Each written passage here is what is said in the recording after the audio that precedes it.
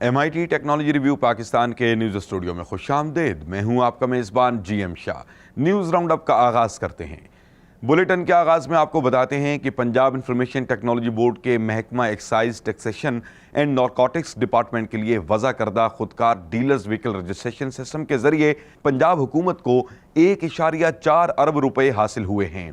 ये रकम पंजाब भर में 73 बाइख्तियार कार डीलर्स की जानिब से 2,93,000 से जायद व्हीकल्स की रजिस्ट्रेशन की मद में हासिल हुई है। याद रहे कि इस निज़ाम के तहत अब खरीदार शोरूम से गाड़ी का फौरी नंबर हासिल करता है, जिसके बाइस इससे रजिस्ट्रेशन दफातर में जाने की ज़रूरत नहीं पड़ती।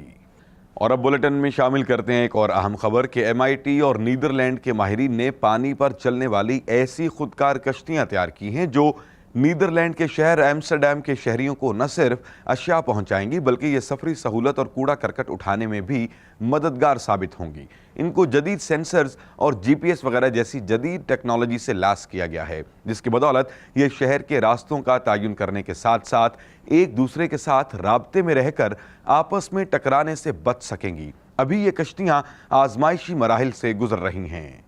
और अब बुलेटिन के आखिर में आपको बताते हैं कि स्वीडन के माहिरीन ने कार्बन फाइबर से तैयार करदा जदीद इलेक्ट्रिक कार का नमूना तैयार किया है। इस नमूने को हाल में एक कठिन आजमाइशी मराहिल से गुजारा गया, जहां इसे दीवार से 35 मील फी घंटा की रफ्तार से टकराया गया, जिससे इस कार का बोनट तो खराब हुआ ही, मगर माहिरीन को यह भी पता चला कि फाइबर कार्बन मटेरियल में ठहराव होने की बदौलत ये रिवायती लोहे की गाड़ियों की निस्बत ज़्यादा महफूज है, क्योंकि रिवायती गाड़ियां हादसे के दौरान मुड़ जाती हैं, जिससे मुसाफिर अफराद की जान को ज़्यादा खतरा लाहक होता है।